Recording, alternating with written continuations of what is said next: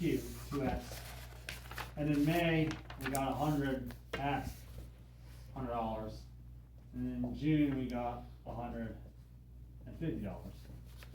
That's a huge exaggeration because there shouldn't be that much variance. But let's say in October, because of the increase, we have 100 at $120. And while our pricing with the factory isn't changing that often, things like the shipping costs, the duties are changing. Well, what's the weighted average value per item? What would be 270 divided by 300, whatever that is. But, and some companies just use that. They would say each time you remove one, you take out 270 divided by 300, which is a little under $100. Yeah, a little under $100. But we are first in, first out. Aren't we fancy? Which means the first one that sold, let's say we had 300. The first one we sold, we took $100 out. Second one, we took $100 out. Till we got to the 100th one, $100. Next one, we would take out 50, and 50, and 50, and that 200 one, and 120, 120, 120, and so on and so forth. The first one in the warehouse, the first one out.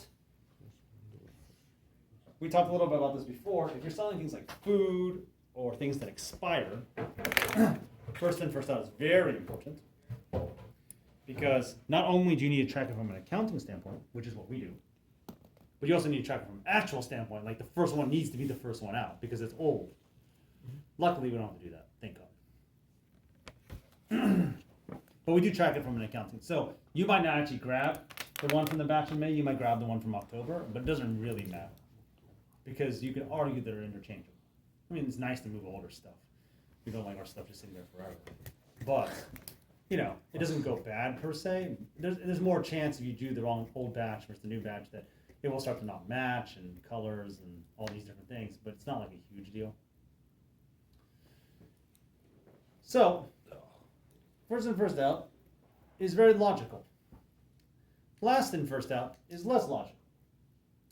Last in, first out would mean the first one we take out is $120, and we work our way backwards. There's some problems with that.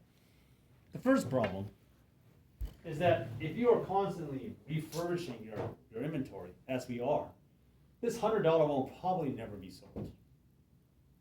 At least some of them, right? Let's say we go last and first out. We burn these 100, we burn these 100, we burn 50, we got 50 left. And then we get a ship of 1,000. Those 50 are going to sit there forever at $100. And that is kind of inaccurate.